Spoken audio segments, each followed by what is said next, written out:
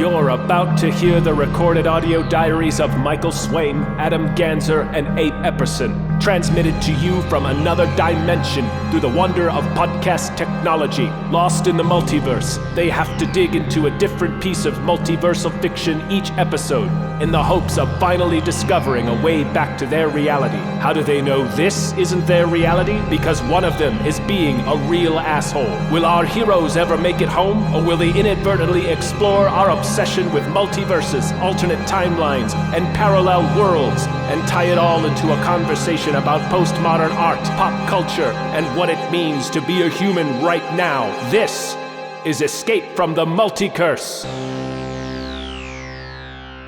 I was furious at this movie until the very end when I realized, oh, it is a Cloverfield tie-in. Yeah, oh, it is. Oh, that's thank like goodness. Cloverfield's deal, right? Yeah. They're like, Thank they goodness. market it not at all. Yeah. They have like slush show. Yeah, and I can't believe you doubted it, man. You got to have confidence in this team. I had doubt for 141 minutes in this movie. No, Or but whatever they it always, was, 1 that's hour when and they 41 thrive. minutes. They thrive at the end under pressure, I think. Mm. Yeah, because they tell you all the answers. Right. Also, spoilers, I guess. The funniest thing about it is when the monster's head burst above the clouds, I was like, oh yeah, that's what it looked like.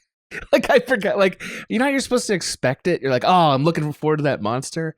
I forgot what it looked like so hard that it was like, oh yeah, that's right. It's strange because some people think the Cloverfield monster is iconic. Who? I do not. Yeah, who is that? Because I don't know. Nope. I don't find it that iconic. Anyway, here we are. This is a podcast. Insane statement. Yeah. It's not that insane. Escape from the Multicurse. Wow! Whoa! You Welcome. heard the intro. You know what we're doing. Mhm. I'm Abe. I'm Adam. I'm Mike here as usual, chatting about the cloves. Go cloves! So we're talking Cloves over here. multiverses, and we thought of 2018's Cloverfield Paradox, made by Netflix, I think. Yeah. And Bad Robot. That's right. It's a J.J. Abrams. Crafter of He dreams. didn't direct this, did he? I don't think he directed It's it. just but got it's his hands Bad on it. Robot. Yeah. Yeah. Yeah. It's that sweet sauce of Mhm. J.J. Abrams. Yeah, regardless of, he's the man behind the whole dynasty, I think, regardless of who's actually on the field making the calls. Let's go, Clover. Let's go. Come on. So close. Let's go, Yeah, Fielder. rah, Cloverfield, man. Yeah, Let's dude. love Go, it. Clover. Love it. Loyal to the clove. The multi-map, where we each kind of chime in and say how this is unique in terms of multiverse stories in our ongoing journey to find out why humanity loves these kinds of tales. So who wants to go first? Oh, I guess I'll go first. In that it seems like I should talk more. So I'm going. Sure. The Cloverfield Paradox, I think, is the first time we've seen a multiverse movie where the multiverse primacy is sort of a zero-sum game. Like, only one universe can live and the other cannot, which isn't strictly true, but it's kind of like the premise of how this movie plays out for about 3/4 of it. And reflects a really interesting thing about multiverse movies that has been true of a lot of them, but wasn't highlighted enough for me to see it as clearly. And that is that the egocentrism of like the protagonist and the protagonist universe suggests that it actually makes it impossible to care about the consequences of a different universe. And this is the first time we've had that play out as a narrative, like as a dialogue and a narrative. Right. And I think it suggests how impossible it is for us as movie watchers or film or artists to conceive of a world where we're not the protagonist. Like, like protagonism is such is the core thing about the universe. We are the sun around which all the meaning and art like swirls. Yep. And to such a degree in this movie that it actually didn't totally work. Like, empathy wasn't right in this movie, actually, is a thing that we can talk about. I think we're going to be talking about empathy. Yeah. And the morality of alien Yeah. beings. This versus movie brought up us. very tribal. Yeah, it brought up a question of like what are ontological morals that human beings should have? Like what should they be? So anyway, I think that I mean I agree entirely, and I want to have that conversation about why that is. The only thing that I would add I'm sorry, I gotta hop in here, Todd. That last caller, I don't know where he gets off, man. He's a downer. He's overthinking it. He's an armchair movie watcher. Look, admittedly, I don't know ontologically. I'm just a regular Joe who loves Paradox. We can fit way more boats down there now that we got that second dock. Got two of them. But my point is, although yes, they had us in the first half, I think we really came back at the end. And when they took that guy's arm, we were robbed interdimensionally. Yeah, we were.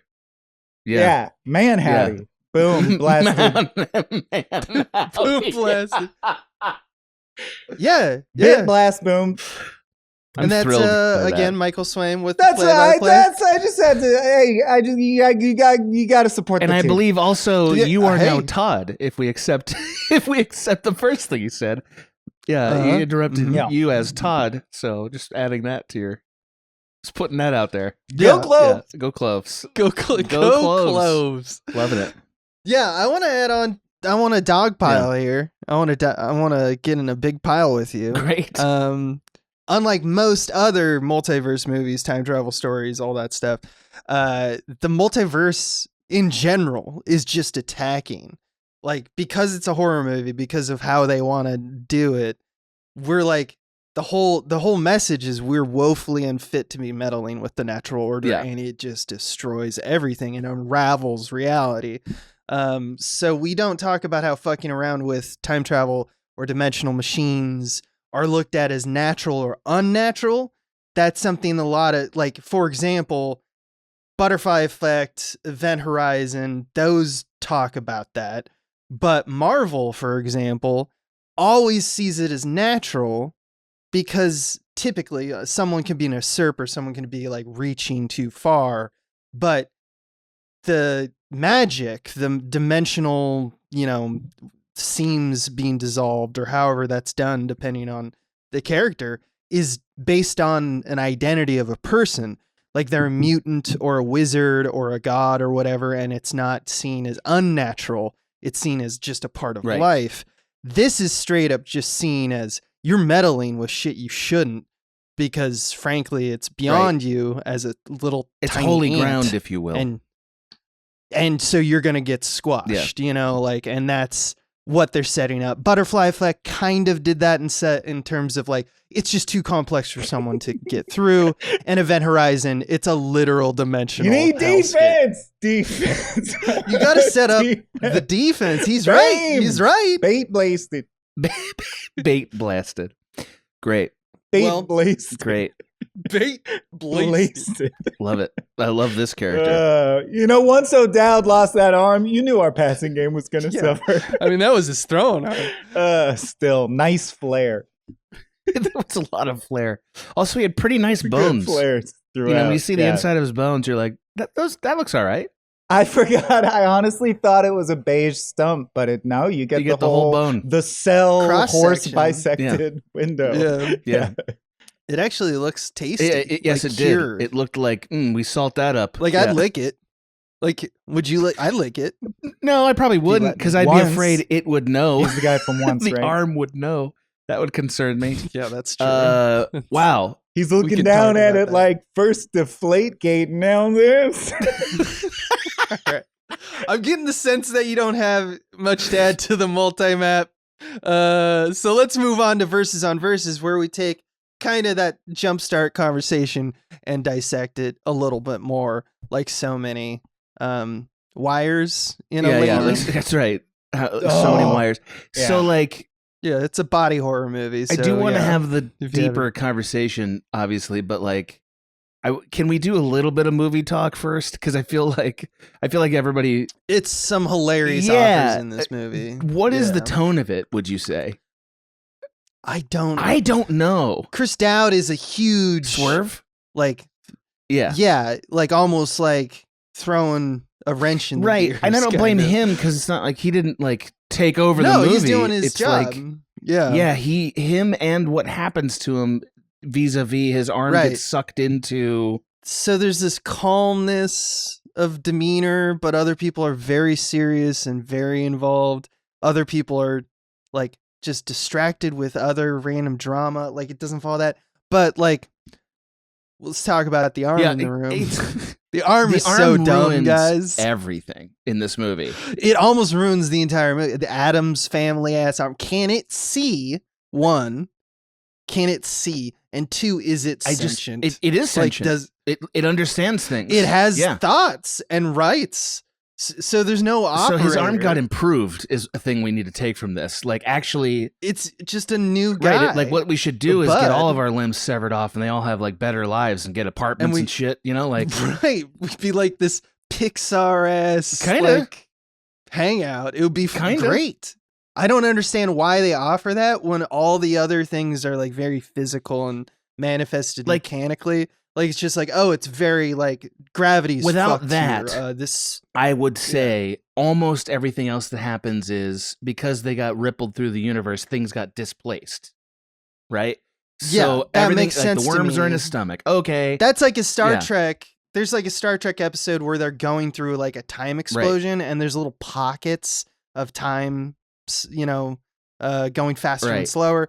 And that makes it feel like it has mechanical rules, that there's a physical, like you're in the blast radius of an explosion. So there's remnants and things are distorted. This, it's like, there's also magic. Yeah. I just couldn't figure it. Like, that's when I started to think, okay, so is there something else besides the explanation we're getting at work? Right. And the answer is no, like which makes this movie Providence dumb. Or something. Yeah. It kind of does. Oh. It's just monsters and stuff. It's just Annihilation, you love. That's just a ripoff of the Clove. The Clove. The blending. I'm sorry. I should be more Team Clove than I am. You're right. No, I mean, he's got the years wrong. Like, yes, as I said, losing the arm is a big blow, but we traded a lot for O'Dowd. I think he's a recognizable face who brings the fans out. The money helps, grow the franchise. That's valid. He brings a very soulful energy to going insane in space. He also brings a and dude. He kicks far. He's a dude out there. He kicks far in space. Yeah. Yeah, and you need someone to get John Ortiz and Elizabeth Debicki help, Yeah. So he was a good pickup. And look, at the end of the day, they did the thing. They made Infinite Power. Yeah, they did. But it took you to another dimension, too. They went from pink to white. So that's it's a Hail Mary at the end of the day.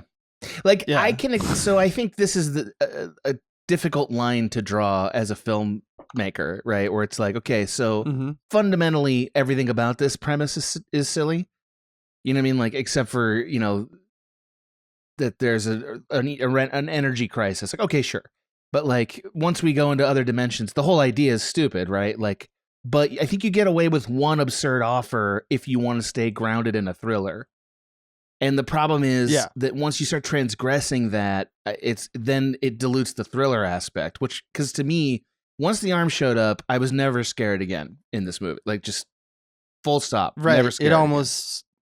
It was like a character they would cut to. Like I'm saying, Addams Family ass shit. Yeah, it was dumb. It was like at one point it was like it locked in its cage and it was waiting and like tapping its fingers. Any moment now. I say this breaking the bit because I want to know your response. What's wrong with the Addams Family? I like that. I love the Addams Family. Yeah, but tonally, the Addams Family isn't asking you to be especially like, there's the original energy Grossman crisis comics, and there's 8 billion people and you should care and the stakes are high. Okay. And this woman lost her family in a fire. Or alternate explanation. All right, I've been baby boomed a bit. Sure. If you blasted me. You blasted me. Man, I miss Max. Or I heard about Max at least. Yeah, this is great. I would have accepted it if everything in the universe was Addams Family that they went. You know what I mean? Like I would have accepted it. Totally. It's just that one thing really blew it up for me. No, it's Galaxy Quest. Yeah, shit. but Galaxy Quest is a good movie. Also, did this mean that this was happening while T.J. Miller was down there filming the events of original Cloverfield. Isn't that what's implied, that that's happening when this is happening? Well, the years don't match up. So T.J. Miller was down there like, hey, we're graduating from college. Did you hear about that crazy space mission? Right. No, I think T.J. Miller's dead at this point. Thank God. Dragging the team down. No, I think this is in the future, the distant future of, I think, 2028, which is, I love the confidence of my Hollywood favorite. sometimes. It's And so they're good. like, the energy crisis will hit us in 2028, like where we need to get off. I think the also Earth. That's pretty. They made a plot point about how the timelines don't exactly match up. Like they made it. They did some low key. So does that mean retconning? the dimension that this movie takes place in is not the same dimension the original Cloverfield movie takes place in? I think it's supposed to be. Then I don't but see how it actually works, the connection math. Like, I don't see how they can both be I think true. because I think the concept is that whatever the Clover brand is, like it's kind of like Event Horizon. There is a specific dimension where all the Cloverfields It reminds are. me a lot of how Pacific Rim did it, right? There's just like, there's a connection, and that's why we get these monsters. Boo, hiss the Pacific Rim. Yeah. Oh, Cloves. Boo. Go Go Cloves. Cloves. We hate the packs. Go Cloves. We hate those rimmers. But here's the thing with J.J. Abrams, baby. Those rimmers suck ass. The guy can just say there's a multiverse, so we just pivot, go down this.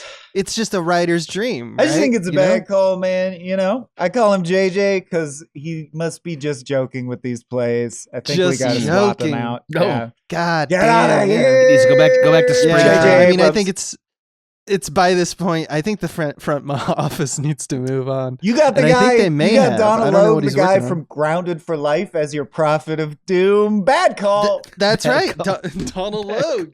What we do in the shadows. Bad call, JJ. Bad call. I'm thrilled. What a thrill. Bad call. This is enjoying it very fantastic. I love all of this. Okay, so I have one other. So tonally, It's a we mess. agree. Yeah, it's a mess, There's and it some- ruins the movie. It's a The arm mess. thing is the one thing that if they gotten rid of it, it would have worked. I think. Right. Second question. Really? I'm sorry, breaking the bit again. I think the wire thing sucks. It's like really. I think the sucks. wire thing kind of Like, sucks. where the so wires in boring. her It hand, doesn't that look thing? good. Oh, no, the ladies in the wall Yes, filled yes, with wires. yes. It's just not. Yeah. That doesn't have any impact on me. It's not scary. It's not that gross as body horror goes. I mean, it's kind of gross, but she's also Yeah, fine. she at has the real end. zombie syndrome for sure. Like she does. She's like all put together, not completely I destroyed. was, believe it or Like, not, my problem. let's make her a full. My problem with that is why did they Cronenberg. agree to open the panel so quickly? Like, you know what I mean? Like they were like, "Oh no, we're opening it." It's like, are you sure? In general, there are some like it's not like Sunshine where it's like everyone is being like, all right, we have to do this because this makes the most sense and it's like logical. Characters run by their emotions and they feel random to some people. We get that kind of unhingedness in this. Like the protagonist at one point is like, once I know that there's a second reality and my family's alive, I need to see my dead family. That's extremely I unscientific need to for see someone. them dead. Like that's like terrible for an astronaut to think, right? It's not like just selfish. Like, I mean, it's not What a selfish to twist want to if she see your got to dead them. family. If she got to them, it was like, if I can't have you, no one can have No you. one can. kind It's of, that kind of kind shit. of what it was leading But toward. like I thought. their Yeah. shuttle is burning down. Right, There's right. 8 lives here whose lives, like keeping them alive, it's contingent for saving 8 billion lives. Perhaps 16 billion lives in the case of trying to save both. So that's dimensions. where I But actually think. you want to take a trip. Well, that's where I think the empathy thing is a false dilemma, and I think that the idea of what this movie was supposed to be about is better than what it ended up being. Right? The idea being these are 2 dimensions that have to fight for one of them can be saved and the other one can't. That is something. Yeah, that was a unique cool and I idea. do They didn't think quite cool. do it because ultimately the way they solved that was, let's just transmit the plans. And it was like, wait, so Yeah. could they have done that the whole time? That was on the table. Because I thought Right. they couldn't transmit stuff. How did they fix that? But sometimes I you don't- got to save the razzle dazzle. Like, that's- in the I end, mean, you know, Yeah, but it's so weird because like this is a it is a geopolitical, like people from other nations, like a bunch of nations gathered together to fix a problem from Earth for them to result to no, but we're only going to save Earth 1 as their default move is like, why didn't they just transmit it immediately? Why isn't that the first move? I also think it's don't super throw up dumb. worms. Just don't. It always seems like a good idea at the time. 55% of the time it backfires. Look at the tapes. Don't throw up worms. Rookie Look at move. the tapes. Yeah, no, I mean he's got a great Yeah. point about that. But it's also like one of those things where they're just cherry picking shit that they want, right? Like the writers are just saying like they do these false maneuvers all the time in terms of trying to like track the drama or make you as the audience member feel like something, right? Where they're like, oh, there's no Earth at all. And then it just turns out, no, they was just on the other side of the sun. It's just a different Earth. But it's like the way in which they do that, they make it so that like the transmission stuff is completely nonsensical. Sometimes it works, sometimes it doesn't, because they can see Earth now. Now I guess they can hear now Earth. there's Like, a transmission than there wasn't before. Not I mean, only the whole- can they hear Earth, but they can hear an edited sequence of overlapping VO in an exterior shot that recaps the plot and sort of sets up Act 3. Sets up which Act I 3, think yeah. is very efficient use of the clock. Very like mine is like Clock I time. love that. I love narration. Yeah, I love just hearing. Those are great. Just tell plays. me. We don't have to be fancy about this. I also love that everything is contingent, the lead up, kind of like what you're mentioning with her just sending the data at the end. All the damage the ship takes. Oh my God. throughout the Yeah. entire movie, which is Yeah, catastrophic. many I times. hear that in Yeah. space, like enormous hull exposures and structural damage. Like you're pretty fucked, right? Like that's a huge problem in space, I think. Most teams would be, sure. But but after that, that's when they But we run got the high. tests. They run the successful test. It's the best test they've ever Best run. one, baby. I don't know. Like I know We're going particle places. accelerators are like take a lot of space. So like I assume most of the ship A is particle made accelerator. in Yeah. design of the That's what it particle looked like. accelerator. That's the point of the ship. So like a part of the ship being missing feels like that might have affected the particle accelerator. It's Right. small beans. Honestly, Doesn't matter. that's Oh! ooh, well Shout out. plugged. Eh, No, eh, so eh. like that's the kind of stuff that I would allow a movie to do and be like, okay, sure. I would allow it as long as if it wasn't all Yellow of it. card. yeah, that's right. I wouldn't give him a full red card, wouldn't Yeah, that's- eject him from the game. That's right. Yeah, just No, a no, no, warning no. and maybe they kick a No, couple no, of pieces of dirt on him, you know what I mean? Like that's how I would handle that. Right. Yeah, that's how the game that we're discussing works. You get a dirt kick. Kind of like at the magic thing that you're Yeah. talking about, where it's like it becomes magical, or it becomes like there's ascensions involved, and then that fucks it up. And that's Or like the a movie arm, where right? the devil is involved, so he's Mhm. like, well, you can't screw the main mind of the devil. yeah, You can do whatever. Yeah, and there's in the same vein, there's some cool concepts Yes. at play, and then they ruin it with like very like almost monster horror like tropey stuff. For example, the strong magnet that's like spaghettifying the nanotech that they use to seal like the pipes on the ship. Like when Mhm. the gravity goes Yeah. fucked, and it's how Chris Dowd dies. Yeah, magneted Um, to death. They seal these pipes with these like nanotech or whatever. That kind of magic magnet cool, goo. right? It's just a nice little future, Yeah. sci-fi thing. And so when the magnet goes crazy, you see all the wrenches and all like everything operates exactly like you think with a strong magnet. But this nanotech stuff starts to spin like webs, like it's kind of like spindles, like it's out. mean spaghetti. It's being Yeah. grabbed. Right, which is a great concept because you're like, oh yeah, nanotech. It would be like barely holding Yeah. on to itself. It's a new but also being version pulled of by this the magnet. wall full of spikes closing in on you. Yeah. Right. Yeah. It would be. It's a cool aesthetic, and it's also like, oh, I see how that could be grounded in the physical like laws of the universe. But then they ruin it by having it so that after it strings out, I would assume it would just kill you as it slowly like That's what I thought would slices happen, its yeah. way down the corridor, which is a cool death for in this Certainly thing. satisfactory. But they make it like Yes. grab him like it's a yes, monster. That's where I was like, and no. pull him into Yeah. the ship. Just saw him up, baby, Yeah. is what I'm saying. Let but him get also, impaled by the nanomagnet like- goo. You know? it reminded me a lot of Event Horizon and how it was like and if you remember our conversation about that, like we talked a lot about like God and intention and like providence, like what are things meant to be. That's and this interesting. hellscape has like this mentality, like where it's gotta take over everything. And it's weird that in Cloverfield there's this kind of like seems to be a group behind, like there's a group think that's happening on the dimension. It wants to grab you. It's doing all these nonsense. Yeah, it's just seems not magical. Well, I don't want to be apologist, but I just gotta say, I do think it's unfair to compare them to the Event Horizon. They had a couple bye weeks earlier in the season. better rested. It's sort It's of, true. gives They're a lot them a leg up. healthier. And plus, this was an away game. We were not in our home dimension. I think that worked against us. But luckily, it is home turf when we go up against the crew from Sunshine. And I think That one's comparison, locked up. you will have that. You will allow that. I think that's sealed in the bag. I think I don't think they have a chance ever since Against Sam Sunshine? Neill Ooh. Event Horizon, Sam Neill lost his eyes. Yeah. It didn't That's bother me gonna as hurt much. his passing How you game gonna- as well in a different How are way. you gonna do It didn't science? bother me as much. Okay, so I want to get to the topic that I think we both think is the most meaty, which is the idea of Mhm.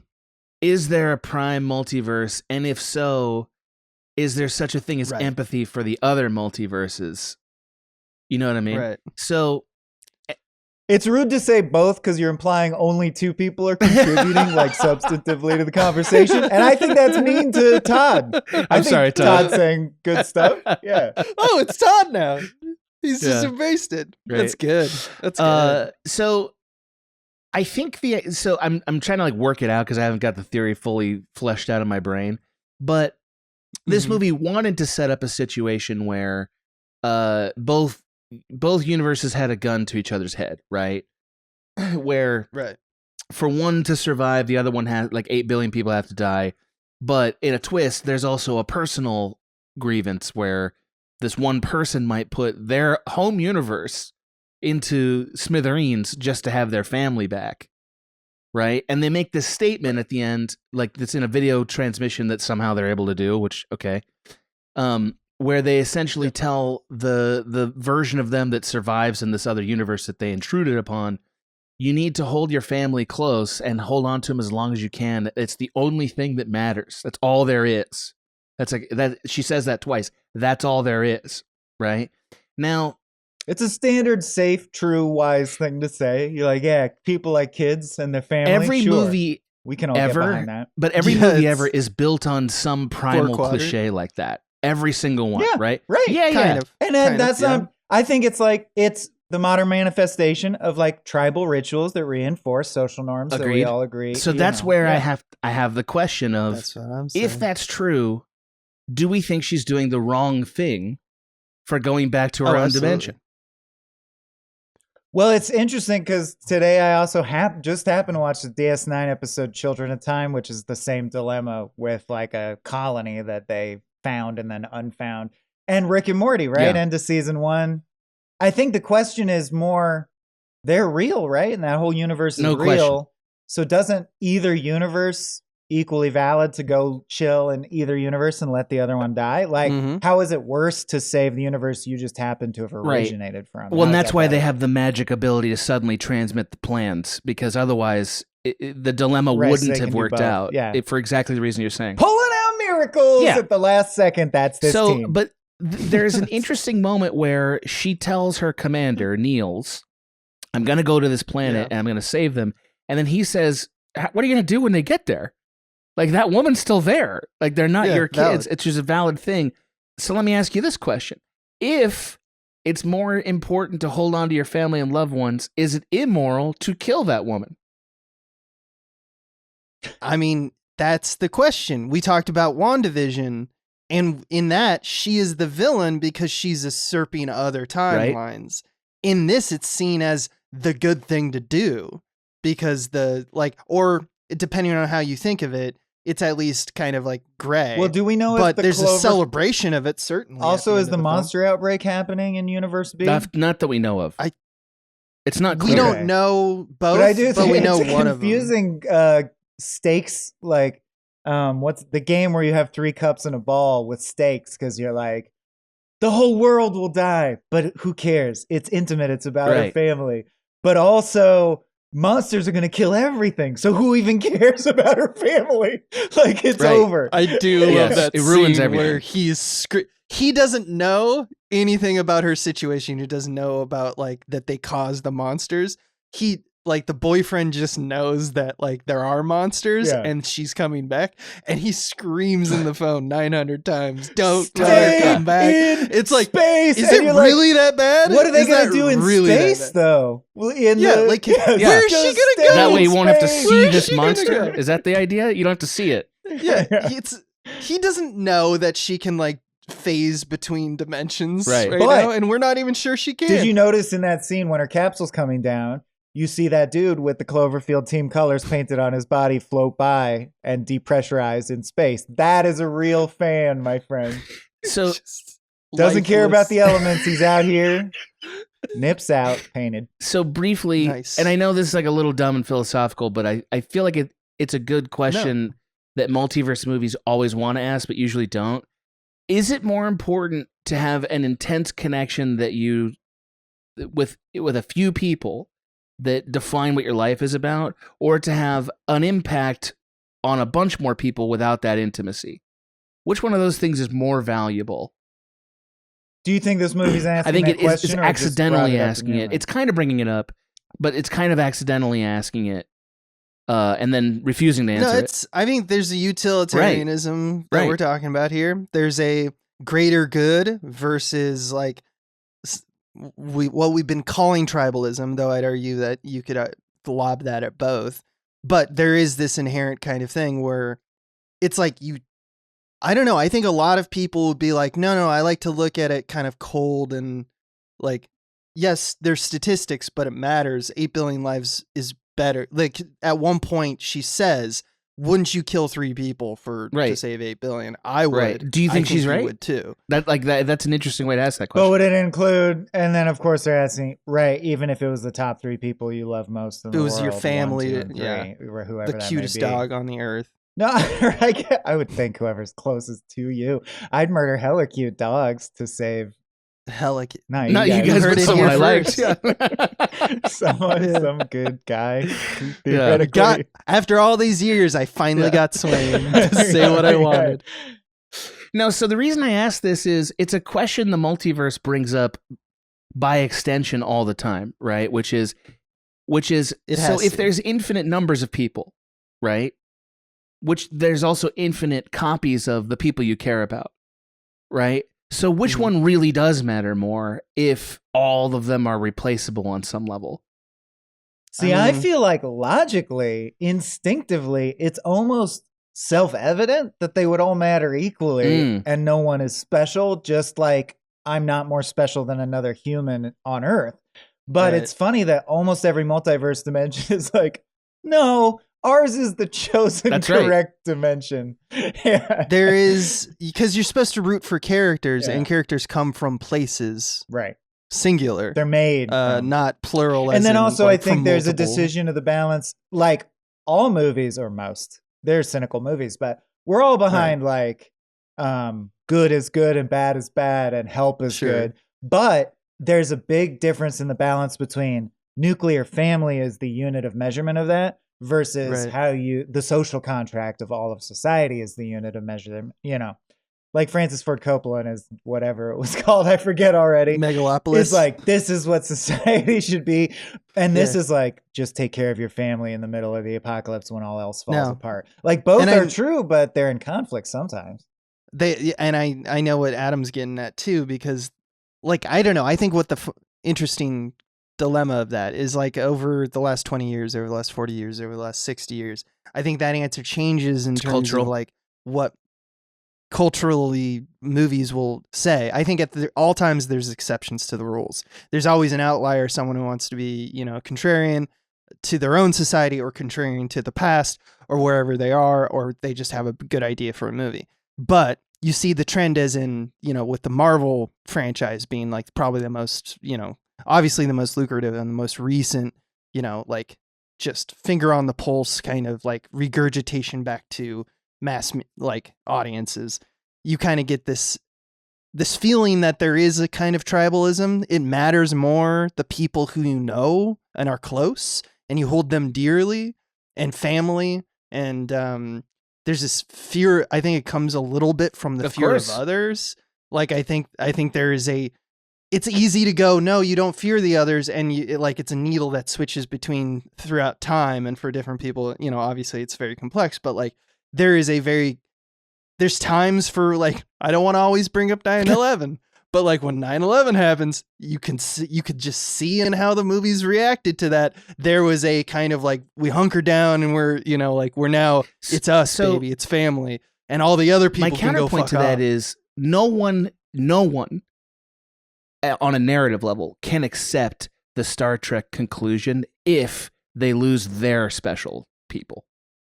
Every movie in the world that puts a gun to the head of like your special people versus the greater good will always try to find a way out from that standoff. One of Star Trek's greatest contributions is that topic. Oh, you were so selfless. You get both. You always find a way where that you didn't actually have to choose. 99% of the time. Yeah. Well, and if you don't, but it's unsatisfying. Or that's the statement that you the get artist Khan, is making. Right? Khan is the, like, I would say that's exactly that's the whole point of that, and that's Star Trek. But yeah, otherwise it's a utopia, because we have this tendency, especially in mainstream movies, where it's like often when we have these discussions of like, you can't do the thing that the enemy does, you can't let someone die, for example, we don't leave someone behind.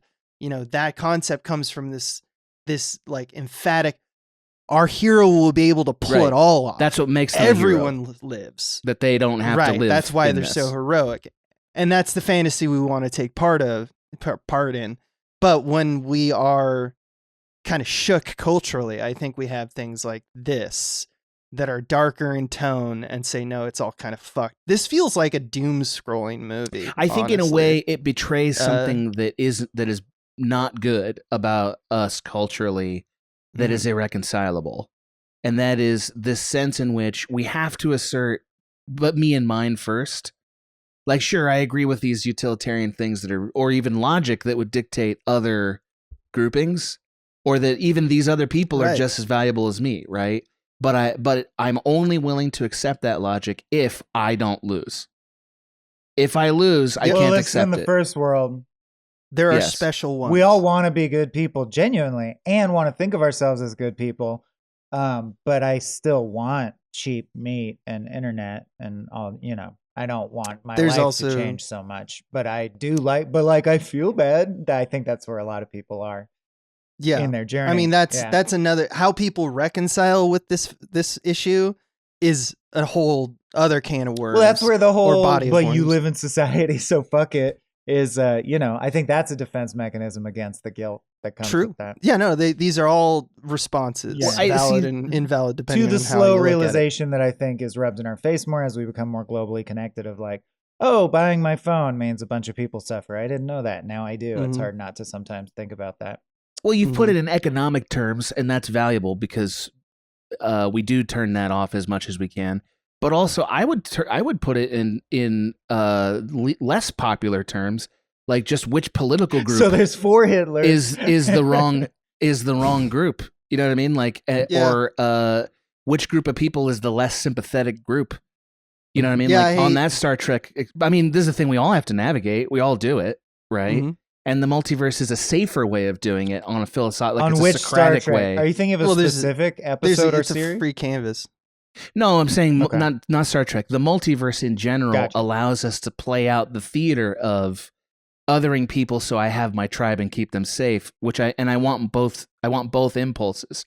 I want the empathy that means everybody has the same value, but not at my own expense. Right? Like that, and that plays out in so many facets of our life now. Like I said, you said economically, that's true. I would say socially, that's true, and on and on the list goes. And yet we aren't willing to actually look at what it would take for that dichotomy to result in some kind of new synthesis, right? I do think that there's also some inherent like storytelling aspects that force this question. I do too. Yeah. Namely, protagonists typically have a line that will not be crossed. That's usually the act 1 break where they're like, this, I need to stop this person, or it's that they cannot move one step further, or I'll This you know, baby must not die. this baby Yeah. must Not not this one. die. No, but so maybe it's also I will train this dragon. But like when we get Have you been when we watching get my to that porno? situation, and it's like, well, who's the antagonist? Well, Yeah, it's whose the dragon other deserves to live. multiverse. Yeah, it's another version of Mine. you, or it's, you know, the realities of this, you know, thing Yeah. that's broken. It also might be like it's easier to dismiss it as an artifact of the problem of point of view. You know what I mean? Like, point of view is a thing we absolutely Pop need in off. order to care about a story. Like, if you don't have a person and a group through which you view the like all these narrative worlds, you don't care, right? And so consequently, that group narratively has to be the most important for you to care. You need to create a Right. team now. Although Yes. I don't know if there's a logic you're going for. Maybe I'm mishearing, but there's a logic that people assume a lot that I like to denormalize, which is I do think the opposite is true. Meaning, if you're in a marginalized group, seeing yourself represented can be hugely powerful and important. Absolutely. But in another sense, I don't need my a character in a story to demographically match me for them to be the protagonist that I'm rooting for and absorbed in. Does that make sense? And I think No, a but lot of those the time aren't the when we categories. discuss story, we assume that we're like, but they don't match them, so you know, or it's It's does not that make about sense? combine like terms or unlike Right. terms. It's more about like just this setting up the dichotomy of us versus them in any story whatsoever. And you can Well, paint any I- group with I think whatever. Michael's- You can do whatever you want. Yeah. I think Michael's right to say that the strength of point of view is also in part why why we need diversity and inclusion and stuff in Right. stories for exactly that reason. Because a story is not just to have a power fantasy. I mean, to me, the noble mix of storytelling. Stories are also to allow you to grow your empathy, to put you in someone else's shoes in a simulation that lets you Right. see their point of view a bit, right? That's the fun of right. it. So there is that part in which point of view encourages empathy, but then there's the other part where point of view also limits empathy because you have to have an alternate group for there to be stakes. Mhm. Right. You know what I mean? So like Cowboys in have this- Indians, cops have robbers. Right. And you're like, so Right. don't think about the robbers. They're just bad guys. Yeah. They have to be bad guys, and so we usually cast them as whatever is the least controversial group to put them. And I on, like, right? and I'm guilty of this, but when it flips, it's like our brains do only have room for Pepsi or Coke, Democrat or Republican. We struggle with Right. nuance. So it's like funny to me that when it flips and we're like, actually, police are very damaging, then we go, okay, then all cops are Then cops are bad. bastards. Yeah, they're Let's all just bad. Yeah. swap. Yeah. Right. If someone's rich in a movie now, that That's They're bad bad. now. Yes. Last that season they- it was this good. Now it's guillotine. bad. Yeah. Yeah, Which you is guys, hilarious and yeah, interesting. you've said it perfectly. Like that's exactly the thing that occurred to me when I was watching this of like how limited and binary our us versus themness is in narrative, Mhm. and how the groups just sort of, depending on what culture is saying, Right. they get swapped, right? Like you just said. But the problem I have with it is the multiverse actually destroys that concept because the multiverse suggests there is never a zero sum. There's no such thing as zero sum in the multiverse, right? The multiverse is infinite. Therefore, there can never be a situation where, like philosophically, where this group has to survive at the expense of this group because you never Unless run out your of groups. personal It's just like whoever Unless it's died. hang-ups Whoever Yes. has do di- cause yeah. that Sorry. delineation, Right. like Wanda did, like in Right. this. Or it's this like does whoever has have- died, that's unfortunate for them, but it's not, it's no harm, no but it's foul. meaningless in Right. the Yeah. multiverse. But it is, This but does is it? explore I want the, Abe like, to speak, but I have to respond after. Yeah. Go ahead. I just Go like ahead, Todd. this movie does Todd, examine that a little bit. It just drops it, right? It says Yes. like, no. Yes. The worlds are colliding literally on this bulkhead door, and like there's a battle happening, and you've ripped the fabric of reality, and that will never be fixed. We don't know, Ugh, you know, like the but drama they of the don't inspect gridiron. that. Yep. The gridiron. Go Fields! Yeah, so I just Love had to it. say, well, we're talking about, if you listen all the way back to the beginning of this nested conversation within a conversation, at some point, kicking it off, someone said, all multiverse movies have to deal with this. And I think that ties into what was just said, which is it's the opposite of a zero-sum game. My question is it? Because this is something I sound like a broken record on, but have to bring up every time there's a multiverse because it bothers me so much. So the dimensions are all different enough that different people are alive or dead, or like Jensen took this mission and Hamilton didn't, Right. and then in the other one Right. it's swapped. Right. But also it's same enough that for untold millions of years, all It pretty much genetic lined up. Yeah. lineages lined up that Yeah. person still exists. Your sperm, even your though they're father's sperm- explicitly like, Yeah. this version of you died when they were 12. Then how can my kids later give birth to whoever has to match the Right. person that theoretically didn't Right. die in the other? It's a funhouse mirror, as we often say in this, right? It's Yeah. the other dimension's a But funhouse it's mirror. a I'm cascading nitpicking, and at the end of nonsense. the day, I still like sports. So No, Well- he's right about this. He's right about You this. are. So, but Thank you, again, Todd. it comes back to the multiverse is Todd Abraham. problematic as a device to explore gigantic conflicts, which is all we want to do with it, right?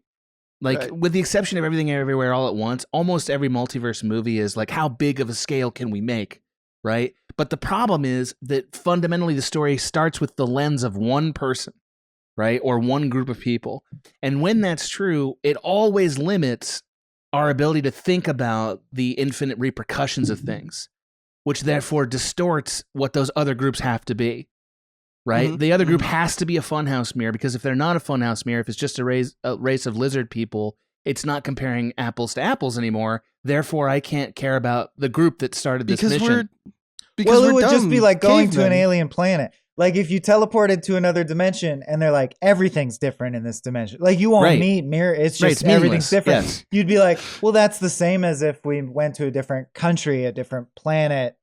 What's the purpose of this storytelling wise? Right. I mean, in the end, Why go anywhere? We're not very different from Ape Strong. Todd just, Armstrong. Yeah. yeah, just the idea of like there's a basic tribal Right. kind of division. What is it? Ape And- together, ape strong. Together, Yeah. Ape Strong. I don't know. All my apes gone, but together, ape strong. Yeah, Sounds like we're where on have all the apes gone? Yeah. Yeah. No, but just that simple concept to me throws like you have to answer that in your multiverse story, and if you don't, you get problems like this movie. And when you do, you get consistency, like Marvel does, but also you have to choose one side or the other, and you're therefore, like we can debate it out in volley, like, well, that's propagandist towards, tribalism, or that's propagandist towards, like usually there's this coding that happens with people who are like very utilitarian. They're like, Right. we gotta save 8 billion people. Right. Like Killmonger comes to mind. He's like, no, there's actually more net good if I'm in charge.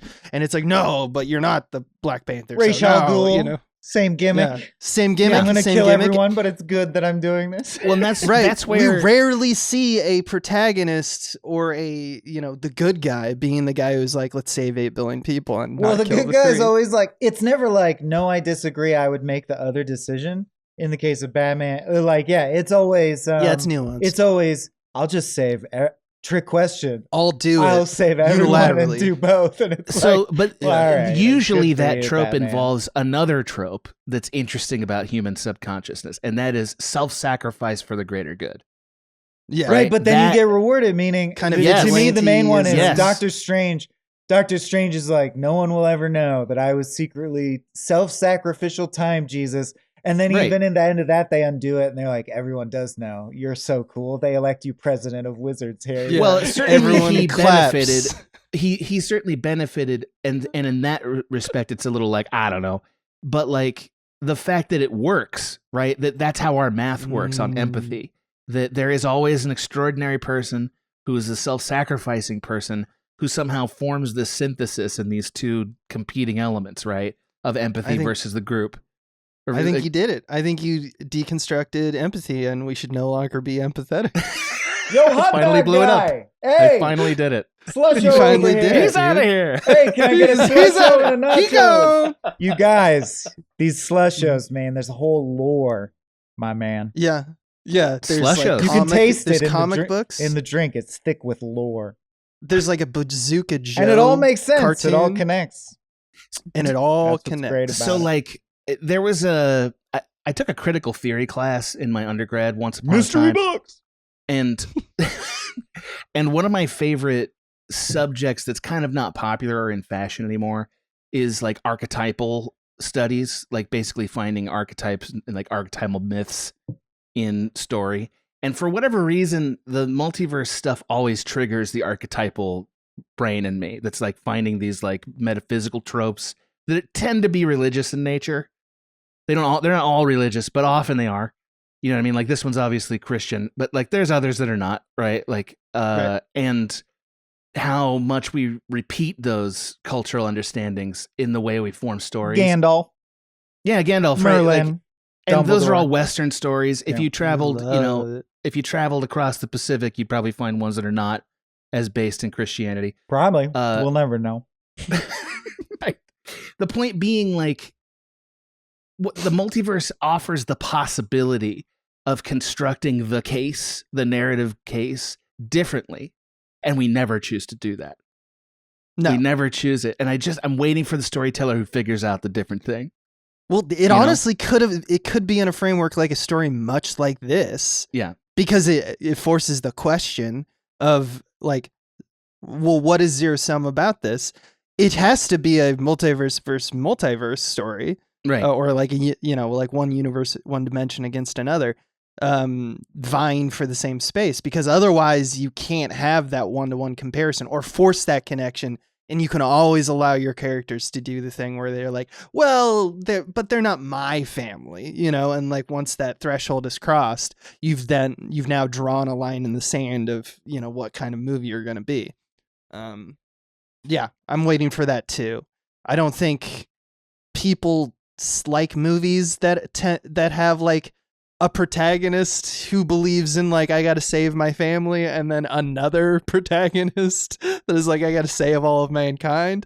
That would be, I feel like, a competition. You could have one be the antagonist and get, essentially undone, but then what's your movie saying? Right. Although That's a also movie that since- annihilates itself in Since theory, Star right? Trek was mentioned, and just classic sci-fi in general, like sci-fi short stories, which Star Trek was kind of the inheritor of that culture.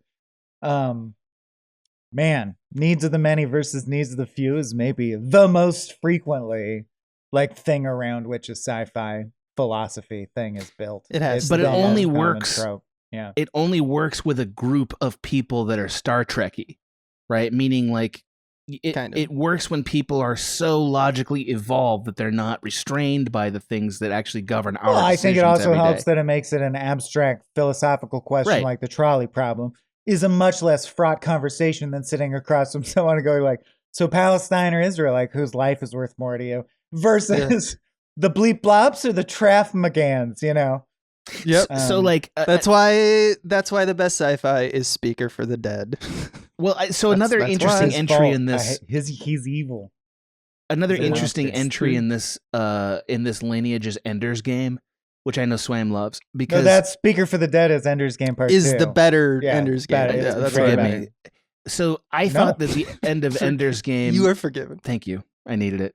I thought that the end of Ender's Game was interesting in that they found a way to meaningfully punt on the ethical dilemma, right? Like by and Well, it I answers it with another question, which is what matters, intention or effect? And you're like, Right. that is a thorny philosophical question that most stories don't even get to.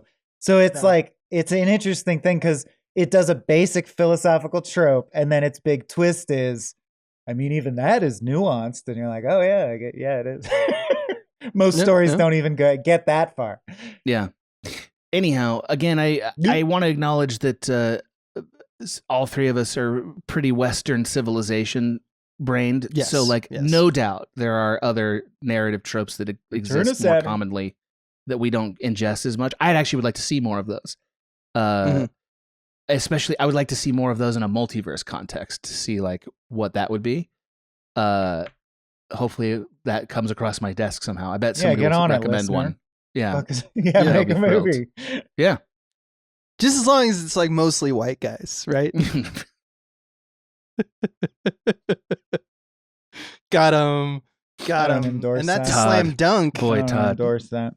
Yeah. Let's move on to the last bit of Okay. this Let's go to the third thing. What is it? Because I can't top that. I can't top that. Great. I'm I on believe fire. it's we closing the call wormhole. it Something about a hole. closing the wormhole. Yeah. Wormhole. Don't throw up worms. So- no, you idiot. Here we're presented with a hypothetical portal where we must make a decision between three decisions, whether we hybridize our world and this world, which is we have some power to blend it together, and we choose that answer. Or do we choose to close the wormhole or not leave this world through the next wormhole? Or do we live in this world? Do we prefer this world? Just random nonsense to end our podcast. Hey, speaking of random nonsense, Todd, I'm just going to Great. break in here. Say, I think it's a great team. I still think it's a great team at the end of the day. They do need to rally up. I think Abrams needs to look alive and show a little more camaraderie out there, little hustle, a little less squabbling, frankly, if we're going to pull this out and win the space pennant of Dimension Ball this Dimension cycle. Ball. I was going to ask And you what sport. At the That- end that of the clarified it. day, I do think the better team won. And good game, orange slices, go home, cookies tucked in, nighty night. That's all she wrote. That is one for the books, baby. Hoy Bowdy. Sports, Hoy Bowdy. Space, brotherhood. I'm staying here. You'll never interact with me again. Goodbye. Just a try hard, just the best fan one Yeah. could ask for. Boy, He will be here till the bitter end. It doesn't matter. well, that was a blue chip response. Really enjoyed it. Yep. Yeah, that reminds me. Remember that time, Swam, you were a baseball coach in a sketch? I haven't thought about that in like 10 years. And today I was like, oh yeah, he did this before. I remember that bit. Anyway, I will delete this, not because of the dimension gun to each other's head, not because of the energy resource problems, not even because of the Cloverfield monster, but because of the arm. That arm Because the goddamn arm creates throws so me many for a problems. loop. I don't know what to think about it. It really ruins everything for me. Gotta get out. I'm with you, and it's also because of the arm. I can't stand it. No. It ruins the whole movie. And this movie isn't even that great to begin with, No. but honestly, it's a great litmus test for 2018 multiverses. This is the kind of schlock that we're throwing out of our mainstream. At the end of the day, studios. like, I know this is a controversial question. At the end of the day, do you think the Russian guy was wrong? Like, who dies so quickly?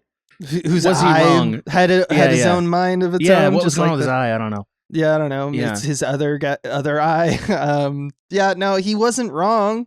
But in the same way that paranoia will always tend to be correct, given Sure. enough time. And I would given argue. enough space.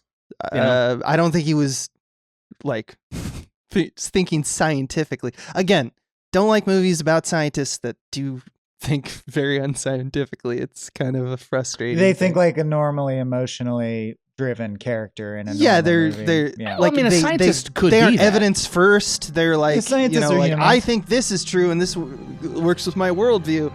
Therefore, I'm gonna find evidence that you're wrong. It's always a witch hunt and stuff like that. I'm like, scientists are the exact opposite. That's their whole thing. I think maybe that's a little bit aggrandizing of scientists. Like, Fair. I don't mind That's that fair. I didn't mind that they were scientists. I mean, for some reasons. That reason didn't bother me so much. It more bothered me how unthoughtful they were with every crisis. Then get like, out of my pulling it. universe. You said you don't like it here. You don't Whoa. support the team. Let's get out Wow, of we here. got tossed. Get out of here. Yeah, we're getting tossed. tossed We're just getting like booed that. off this stage. Who gives a shit? This place Eat my fucking nachos. sucks. Peace.